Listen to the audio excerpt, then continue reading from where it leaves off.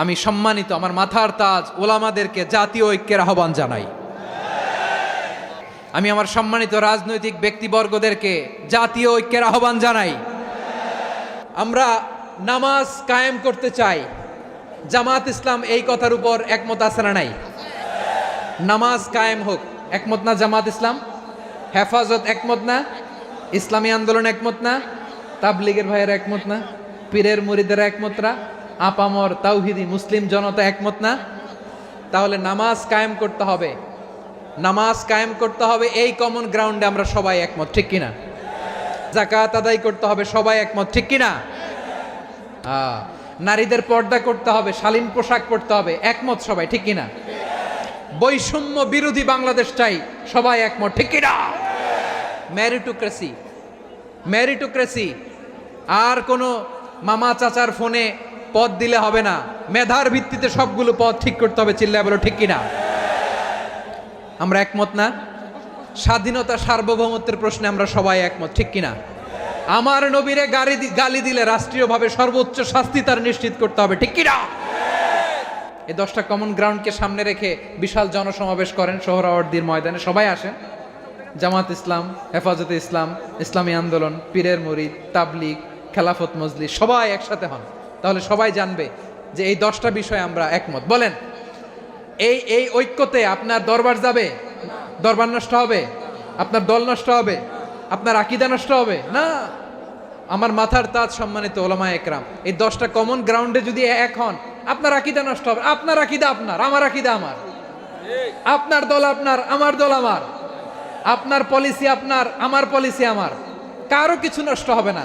কিন্তু যে বিষয়ে আমরা সবাই একমত, এরকম 10টা মৌলিক পয়েন্টে আমরা একমত হতে চাই কি চাই না? এতে কারো কোনো লস নাই, কারো কোনো ছাড়ও দেয়া লাগবে না, কারো দরবারও যাবে না, কারো দলও নষ্ট হবে না, কারো আকীদাও নষ্ট হবে না। আমার আকীদা আমার, আমার দল আমার, আমার সব ঠিক আছে।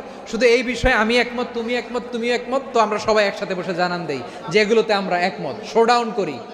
বাংলাদেশের যে কোনো মহাসমাবেশকে সেই দিনের মহাসমাবেশ ছাড়িয়ে যাবে, চিল্লায় বলো ঠিক কিনা? এরপর জেলায় জেলায় বিভাগীয় আপনারা ওয়ার্কশপ করেন, সেমিনার করেন, আইস ব্রেকিং প্রোগ্রাম করেন, এইভাবে আমাদেরকে আগাতে হবে। তাহলে number 1 common ground based, number 2 issue based, issue ভিত্তিক ঐক্য। যখনই জরুরি কোনো ইস্যু আসবে আমরা ঐক্যবদ্ধ হব। রাজি আছেন সবাই? সবাই রাজি আছেন? আল্লাহ তাআলা আমাদের সবাইকে ঐক্যবদ্ধ জীবন ধারণের তৌফিক দান করুক, আমরা পড়ি আমিন। আমরা যদি বিচ্ছিন্ন হই, একে অপরের যদি মারামারি করি, একজন যদি আরেকজনের কাফের ফতোয়া দেয়, আমাদের কি ক্ষতি? শুনবেন? কথা কয় না, শুনবেন? 1 নাম্বার ক্ষতি হচ্ছে, আমরা যদি বিচ্ছিন্ন হই আমাদের শক্তি কমে যাবে, আমাদের পাওয়ার আমরা হারাবো। আমাদের কি হারাবো? পাওয়ার। মনে রাখবেন, যখন আমি একা থাকি তখন আমি ব্যক্তি, যখন আমরা সবাই মিলি তখন আমরা শক্তি। এই শক্তি নিয়ে আমাদের সামনে এগিয়ে যাওয়ার দরকার আছে না নাই? তাহলে আমরা যদি নিজেরা বিরোধে লিপ্ত হই, আমাদের ক্ষমতা, পাওয়ার ছুটে যাবে। আমরা এই পাওয়ার হারাতে চাই না, ঠিক কিনা বলেন? রব্বুল আলামিন ঠিক তাই বললেন। রব্বুল আলামিন বললেন, খবরদার, ওয়াতিউল্লাহ ওয়া রাসূলাহু ওয়া লা তানাযাউ ফাতাফশালু ওয়া তাযহাবা রিহুকুম ওয়াসবিরু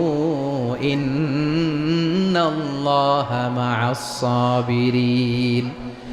আল্লাহর আনুগত্য করো, নবীর আনুগত্য করো, কিন্তু খবরদার নিজেরা বিরোধে লিপ্ত হয়ো না, নিজেরা মারামারি করো না, তাহলে তোমাদের শক্তি কমায় দিবে কে?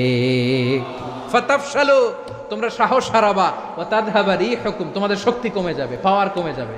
তাহলে আমরা যদি নিজেরা মারামারি করি, আমরা নিজেরা যদি বিচ্ছিন্নতায় লিপ্ত হই, আমরা যদি মতানৈক্য করি, তাহলে আমাদের শক্তি কমে যাবে, ঠিক কিনা? আমরা শক্তি কমাবো। আচ্ছা, ছোট্ট একটা বাঁশের কঞ্চি যদি আপনারা দেয়, পায়ের মধ্যে ধাক্কা দিয়ে ভাঙতে পারবেন না? এরকম বাঁশের কঞ্চি যদি 20টা একসাথে জোড়া লাগায় দেয়, ভাঙতে পারবেন? কথা বোঝে নাই মনে হয়। চিকন একটা বাঁশের কঞ্চি দিলে ভাঙা যাবে না? এরকম চিকনই 20টা বাঁশের কঞ্চি একসাথে লাগাই দিলে ভাঙতে পারবেন? কারণ যখন আমি একা থাকি তখন আমি ব্যক্তি, যখন আমরা সবাই মিলি তখন আমরা শক্তি। আর কখনো কাউরে কাফের বলে গালি দিবেন? তুই জাহান্নামী বলবেন? ঝগড়া লাগলে লাগাই দিবেন? তাহলে কি করবেন? মিলায় দিব। আওয়াজ করে বলেন কি করব? প্রিয় ভাইয়েরা, এই বিরোধ গত 50 বছর তো আমরা দেখেছি। ধর্মীয় অঙ্গন বলেন, সামাজিক অঙ্গন বলেন, রাজনৈতিক অঙ্গন বলেন, এই বিরোধ আমাদেরকে শেষ করে দিয়েছে। আধিপত্যবাদকে রুখে দিতে হলে, বাংলাদেশের বিরুদ্ধে যে কোনো ধরনের ষড়যন্ত্রকে রুখে দিতে হলে জাতীয় ঐক্যের কোনো বিকল্প নাই। চিল্লায় বলো ঠিক কিনা?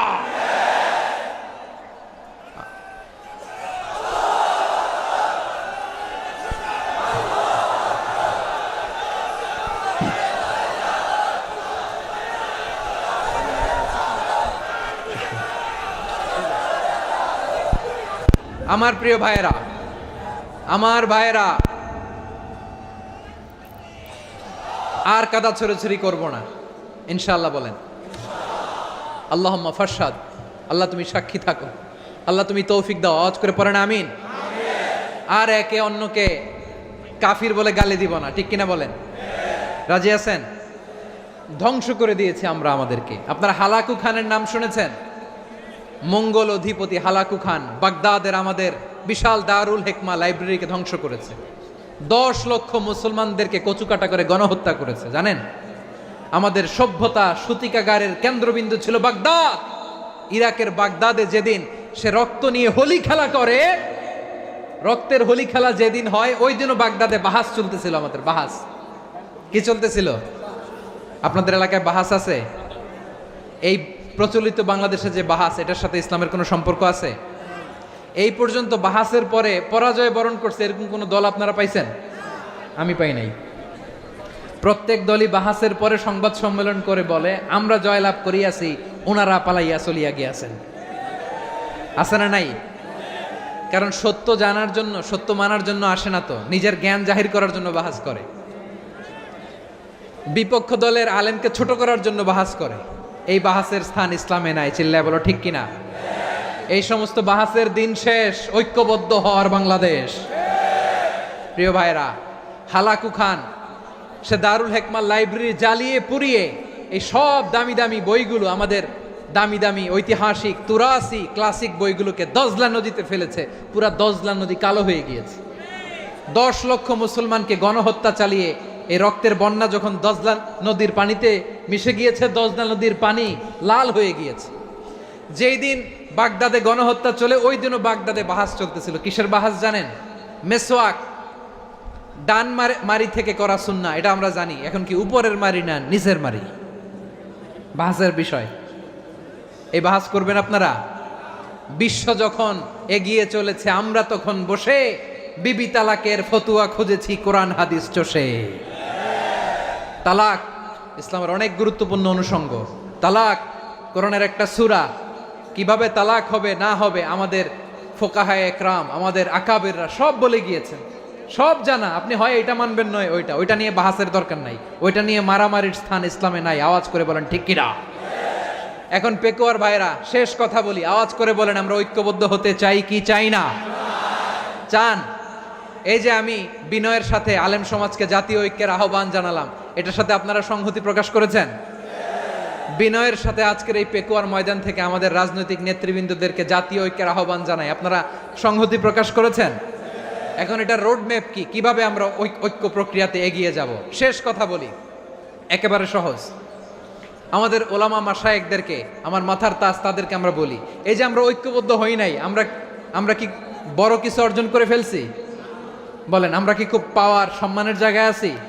খুব স্ট্রেংথের জায়গায় আছি? তো কিছুই তো নাই। আপনি ঐক্যবদ্ধ হইলে সমস্যা কোথায়? এমন তো না ঐক্যবদ্ধ না হওয়ার কারণে এতদিন আপনার অনেক কিছু ছিল, ঐক্যবদ্ধ হলে আপনি হারাবেন, এমন তো না। তো কিছুই যেহেতু আপনার নাই, আমার নাই, ঐক্যবদ্ধ হলে আমরা সমস্যা কোথায়?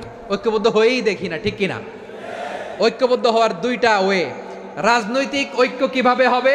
রাজনৈতিক সম্মানিত নেতারা ঠিক করবেন। আলেমরা কিভাবে ঐক্যবদ্ধ হবেন? শেষ কথা বলে শেষ করছি, খুব গুরুত্বপূর্ণ। This is the punching line. এদিকে তাকান। ঐক্য হবে দুইটা পদ্ধতিতে। একটা হচ্ছে কমন গ্রাউন্ড নিয়ে, বেসড অন কমন গ্রাউন্ড। যেমন ধরেন